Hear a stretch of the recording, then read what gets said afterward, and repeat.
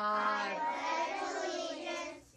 My military career started in World War II. I wanted to fly, but I was too young. In the Army, they needed engineers. In the civil service couldn't get enough engineers. And so they drafted us. As I walked out of college, they handed me my paper, shears or whatever it said, you've been selected to be Army. I was a boiler tender by rate, stationed first on the USS New Jersey, and then I went to the USS Wisconsin, and where I was discharged from.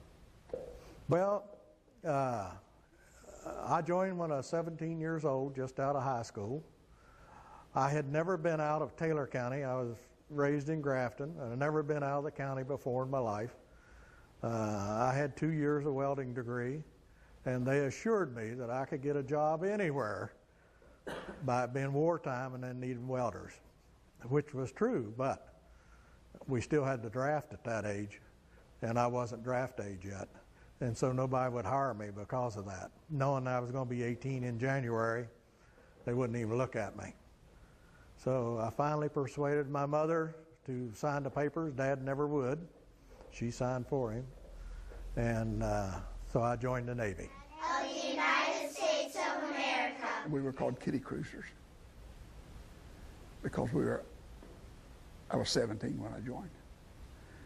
I was looking for something to do and someplace to go. Well, it was during the Korean conflict, and I expected to go to Korea, but they sent me to the Mediterranean. And of course, I went from boot camp to at Bainbridge, Maryland, and I went to Portsmouth, Virginia, and got my ship, which was the no converted LST, into an aircraft repair vessel. And we went to the Mediterranean. Port Lyautey was the first call in North Africa. And then we went to Gibraltar for a little bit of repairs. And then I can't remember whether we went to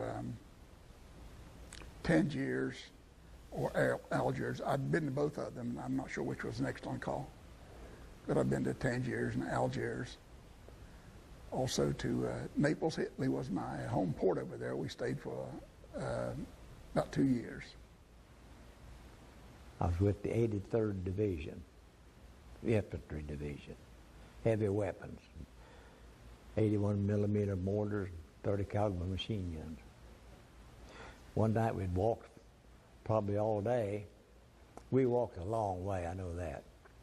And that night we came into a little town, and we decided the captain told us we were going to have some hot food, which we hadn't had for a month. So it was cold, and I was tired.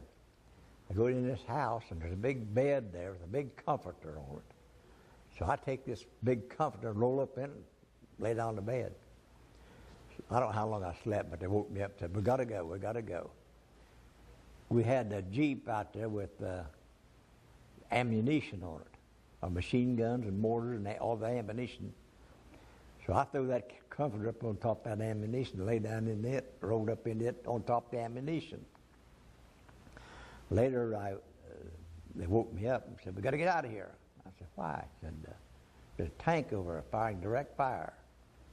Well, like a dummy I was, I just looked around to see if I could see that tank. And I saw a ball of fire come look like as big as that picture frame over there. And I bailed out of that thing. And you know where I landed up? There's a great big hole over across the road. And I landed up in that hole, and it was full of rotten cabbage. And to the republic for which it stands. I was assigned to the 13th Armored Division. It was the Black Cat Division. It was the California Division. As we went out, we went out of one unit, out of one town into another, went on down, and we went into a small town. I don't even know the name of the town.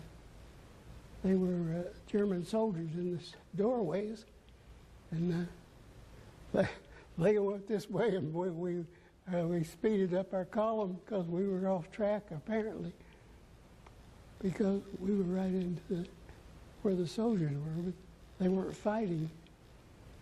So we went on from there, and then I met up with the actual unit I was to be assigned to, and when I went in, while there was mortar fire going on, and of course I was kind of bewildered because it's all new. I didn't know anyone. I was a replacement, so I was by myself. I wasn't going in with a unit where I knew people, so I didn't know anyone. And but I don't even know the name of the town because we were just there for probably a few minutes. They had a live fire going on, so we pulled out, and that's when I really joined up with the unit I was assigned to, where I got into a half track. And we'll see, after we were assigned to them, so I really didn't know where I was. I don't even know the name of the town because we were just in and out. And all I remember is hills, just coming in between the hills, and there's some mortar fire going on. And so it was shrapnel flying around, not by me, but it was live fire. One nation, under God. 717th Tank Battalion with the 9th Army in Europe, 1944. Short of 7 months. And I've seen a lot I like to forget. Now the infantry, they were outstanding. They would tell us as a German tank camouflage, you can't see it till it's too late. They had an anti-aircraft on a flat car with a motor. They'd point blank at the tanks. Then somewhere they told us there was a prisoner of war camp. They said, be careful how you're shooting, where you're shooting. And they was American. Well, they volunteered to fly with the bombers with Britain before we ever got into it. And one man, particularly, he hugged us, kissed us, cried. I can't hardly talk about it. But he knew he was going to go home as soon as he was processed. All they could do was missing in action. See, he was shot down over Germany, and American fighters and bombers, and it was sad too, but it was enjoyable too. And we was right in the path where the bombers flew from France or Italy or England over top of us. The sun would be turned with smoking real low, and I've always wondered if they made it to France, they were back to their base. Then there was all we did was calisthenics and clean guns, more calisthenics and clean guns. Then there was a roar in the sky, and we just stopped and dropped everything and looked. And as far as you could see, anyway, horizon was plains. Couldn't see the end of them. That evening we crossed the Rhine River. And I don't know how many boats they had. Just one tank at a time would back down the Rhine River bank, and they'd make a loop, and we'd pull out on the other side. And the infantry had already been across, and they had tortoise tissue, 10 or 12 foot wide, and they said, now there shouldn't be any mines in that, stay inside that paper. It shouldn't be. We didn't find any, but we didn't go too far. It was getting dark, and farm house and barn, chickens are running around, and I don't know, 3 or 4 Germans laying there dead, and I don't know why somebody didn't drag him in the barn or out. I thought of that too, but we're going to stay here tonight and eat the K races, C races, whatever you want.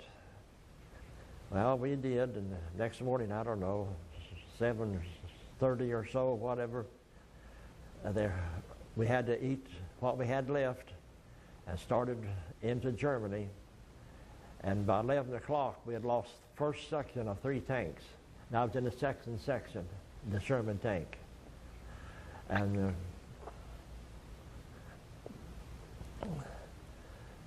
but that was when the infantry told us about the compound and the prisoners, and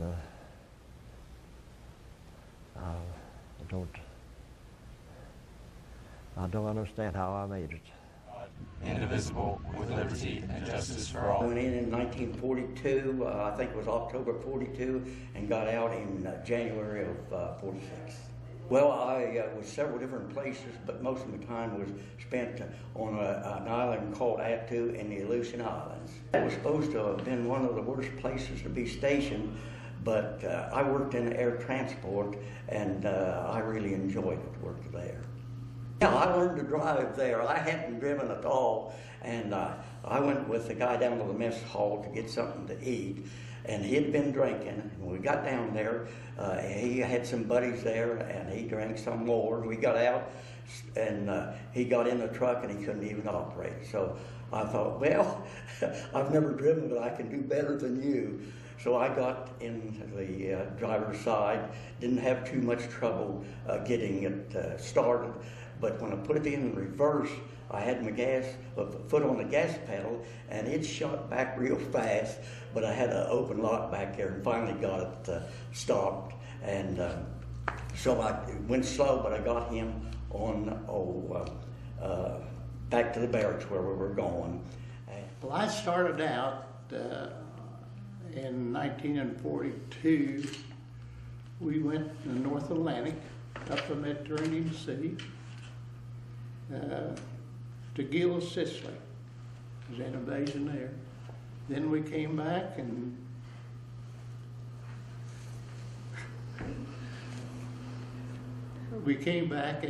our ship was sent to Wellington, New Zealand. We were a flagship, and that was in 1943. Stopped in Pearl Harbor, and the most sickening thing that I ever experienced. I was supposed to say a lot about the Japanese, but the Japanese had come in there, and well, that's just a little less than a year after Pearl Harbor, and our ship was all over the place, and it was really a sickening thing to see all that. Then we was in several invasions down in the South Pacific, and well, it was in 3 invasions in the Philippines, Leyte, Luzon, Manila,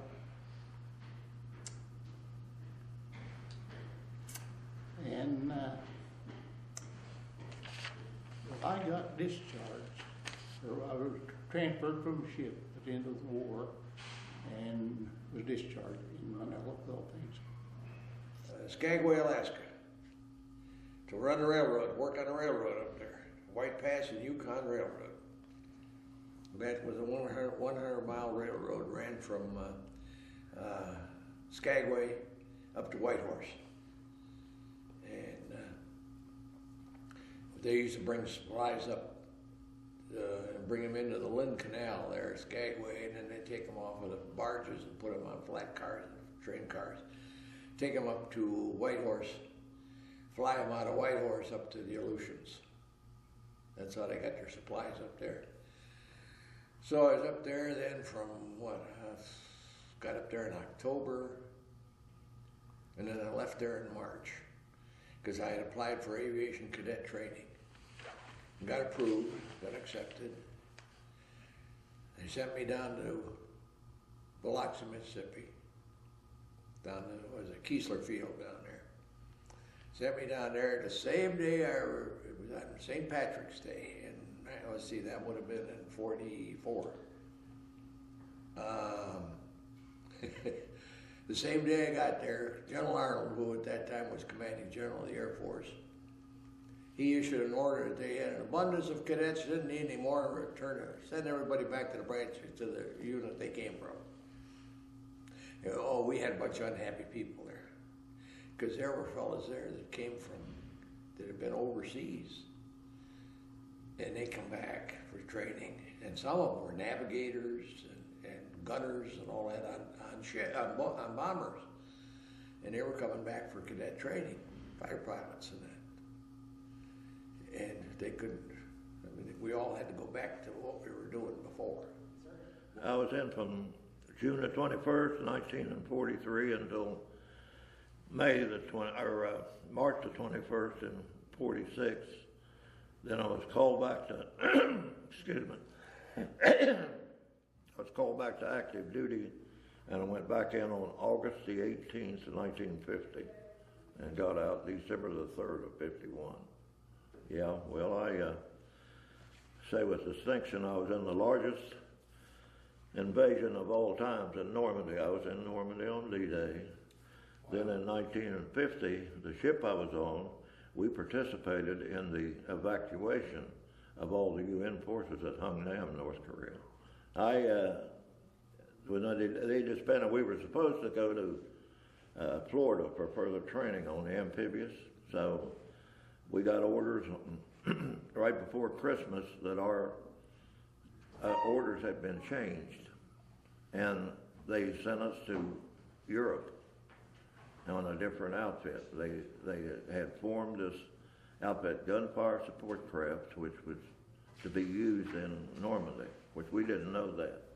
But then they sent us to, we went to Scotland to a naval base there, and then we were assigned to different craft. There were LCTs, I don't know if you're familiar with those, 105-foot landing craft.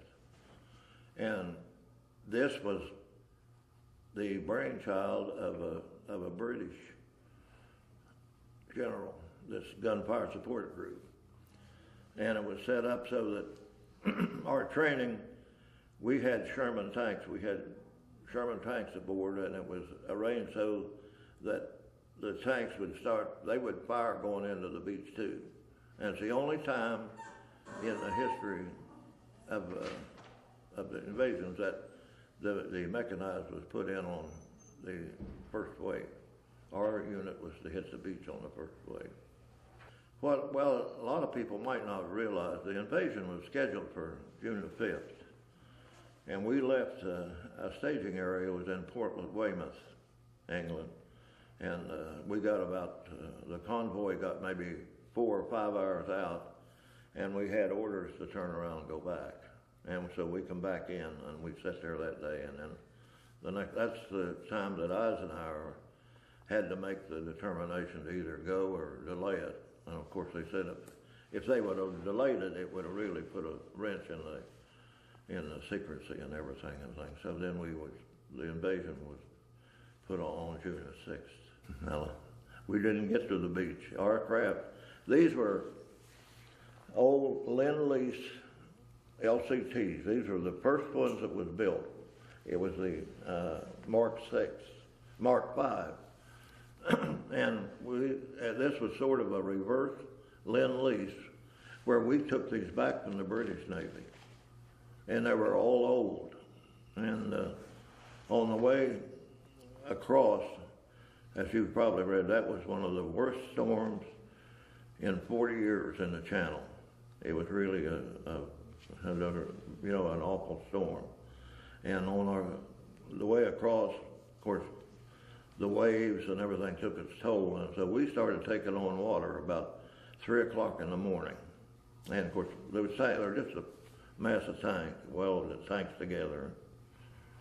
And so it got to the place that we were taking on water, and we had 3 Sherman tanks aboard. We had a UDT unit from the Navy, which was the foreman of the SEALs, and we had a group of combat engineers with the Army. So it was decided that after we were really in peril, it was decided by our skipper that they would go ahead and take the others off, the Army men, but they left the tanks and the tank crew aboard. And in the meantime, we got to the place we couldn't go, and we had to drop out of the convoy. And then that's where, and about 5:45 in the morning, we had an order, we had to leave it, had to abandon it. And we was in, then, of course, there was 14 of our crew members. There was there was 12 men of the tank crews, and there was one soldier that had been left behind because one of the tanks was pulling a trailer full of explosives for the engineers. But see, we were scheduled, our unit was scheduled to hit the beach at HR, the first wave to hit the beach. But then in the meantime, we had to abandon it. And we was in the water for almost 4 hours before we was picked up. And it was cold, and in fact, we had lost one of our life rafts going across, and we had one life raft, and they had one rubber boat, which the Army had on there, and but there was 22 of us was hanging to this one raft. It was all a big court. I don't know if you remember that old type raft, but there was 22 of us on there. But by the time we was picked up, we had lost 6 of the crew and 3 of the tank men. I never did get an official tally on it, but my estimation that most of the guys died of exposure. Because I know that I was in between one of our officers and another boy, and I had come to the place that I knew the boy beside of us. His name was Steve Barth, and he was a Catholic, and I could hear him mumbling, and I couldn't determine whether he was saying his rosary or what, but the last I remember, I was looking at him and he was frosting some out, so I know he was gone. And then the skipper, I tried to nudge him. I don't know, I guess maybe my condition and such, I was able to survive this fairly good. And then I could tell that he was gone too. Then there was a British minesweeper. We could see this minesweeper coming over the horizon, and we could see the exhaust. We knew we were pretty close to being picked up, and we could see the exhaust from their stacks, from their engines. But then they pulled up, and there was myself and 2 other guys. 3 of us were able to climb up the cargo net onto the deck of the minesweeper.